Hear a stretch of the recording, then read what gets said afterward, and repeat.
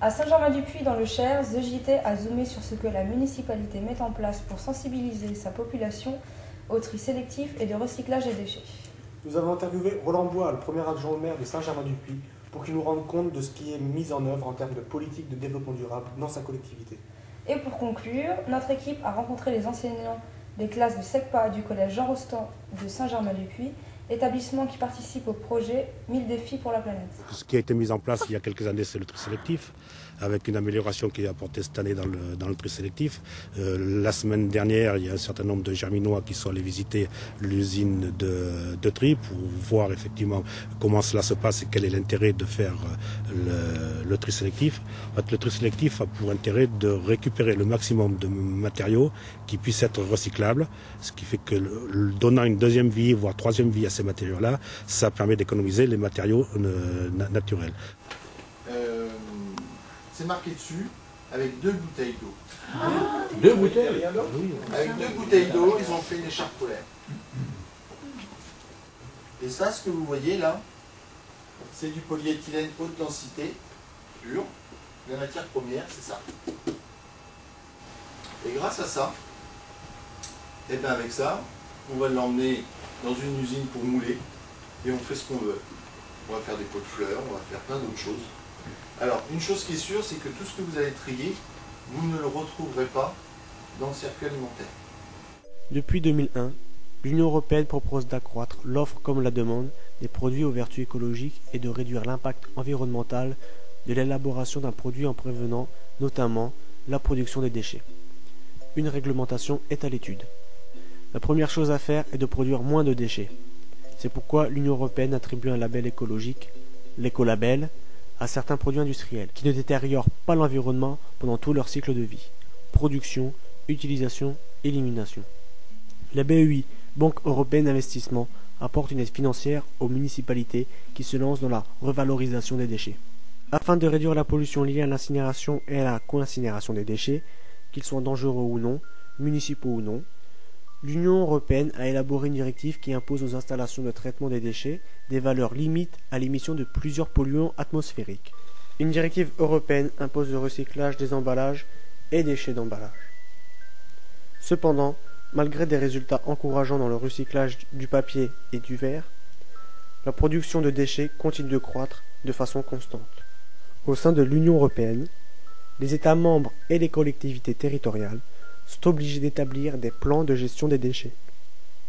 Un autre élément que souhaite mettre en place la collectivité, c'est dans le cadre du développement urbain de mettre à la disposition de constructeurs de maisons à structure essentiellement en bois un certain nombre de terrains pour mettre en valeur leur système de construction qui préserve la nature puisque permet d'utiliser le bois qui est un élément renouvelable et qui a l'avantage, c'est que lorsqu'il grandit, a un bilan écologique très important puisqu'il capte le carbone et produit de l'oxygène.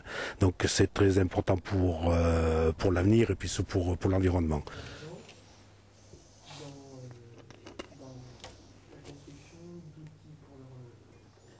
Où nous accueillons des classes pendant une journée en automne et puis une journée au printemps.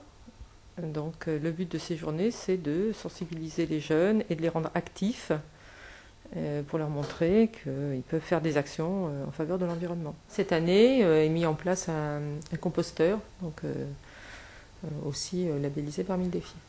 Là, ils en sont juste à, oui, il reste encore à voir les différentes parties, le corps, à découvrir pourquoi le socle est percé, pour les échanges, pour que les vers de terre montent, toutes les petites bébêtes.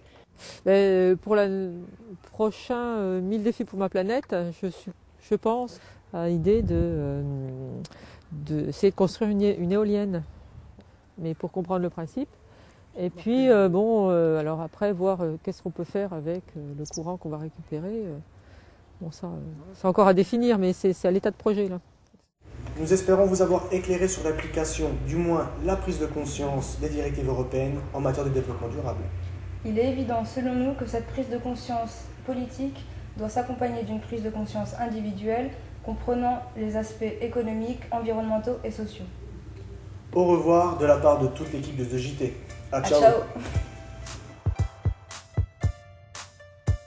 Je pense que les jeunes générations sont beaucoup plus au fait que nous de toutes ces démarches justement qu'on parle là de développement durable.